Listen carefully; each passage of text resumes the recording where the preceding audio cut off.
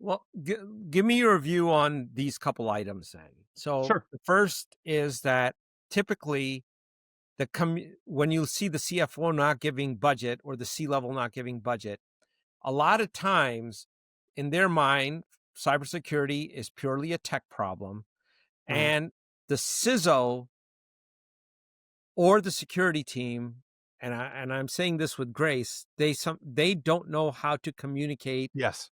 the risk in Yes. terms that the bosses will understand in terms of economic impact. Yes. Second part is, the CISO reporting to the CIO is an inherent conflict of interest Yeah. Oh, position, 100%. right? 100%. Because that guy is responsible for operationally keeping the Right. company going. And the Right. CISO is responsible for calling out gaps in what he or she has created and Right. then closing those gaps. Right.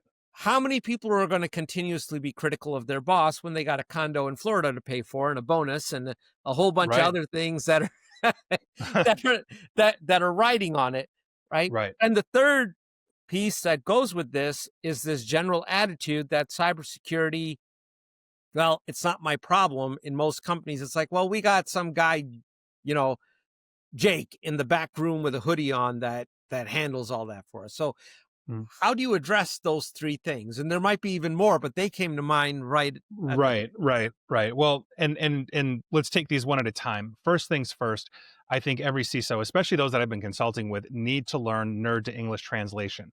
CISO is a relatively new position in the C level. Most of the time, it's not even a C level, right.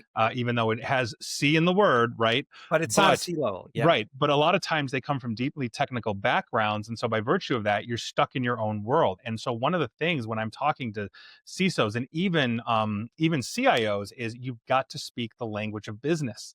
You know, it is so unbelievably important to understand that at the end of the day, cybersecurity is a quantification and then indemnification of risk. The tools That's come right. later. You know, you've got to understand where your vulnerabilities are. You've got to understand the financial hurt so your CFO understands that you're not some flaming pit of technology that's on fire that he's shoveling money into. This is one of the critical things that we've got to understand. And so, as I'm advising CISOs or CIOs, I basically say, look, understand this. The engine of the economy for your business is technology. I don't care if you're in construction and healthcare and finance, if you're making widgets, it doesn't matter. Technology is the driver of your business. It is the engine of your economy. Without technology, your machines won't work. You can't bill. You can't communicate. You can't do anything. That's why you need standards and practices for infrastructure, IT support. The CIO is keeping the lights on, managing the infrastructure that is driving the engine of the economy.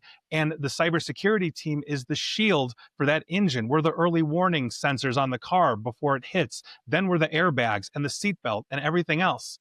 Right. That is what we are talking about. And if you cannot convey these things in a plain English or whatever language you speak manner, you're never going to get anywhere. It is the biggest problem that we have at the C level getting this stuff done. And when I'm walking through a risk register with a CFO and a CEO there alongside their CISO and CIO, it's like lights have opened because, oh my God, we're going to lose this much. And it's not a hypothetical. These are your actual numbers. These are your direct costs, your indirect costs.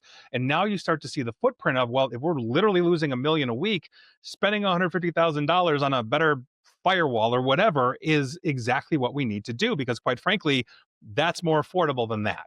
And these are conversations that we just don't see at any real level, or they're approached by the CISOs and sometimes the CIOs of the world, although that's a more veteran position.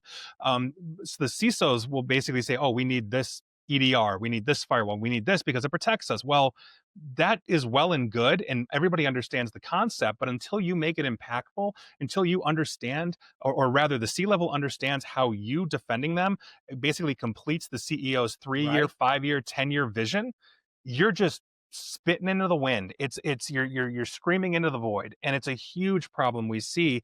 And very few CEOs come from technical backgrounds, so it's not like they're going to understand inherently just how important cybersecurity is, especially when we were the redheaded stepchild in the technological room for what decades. I mean, I started my first business in '98, focused on cybersecurity, and nobody wanted to buy anything.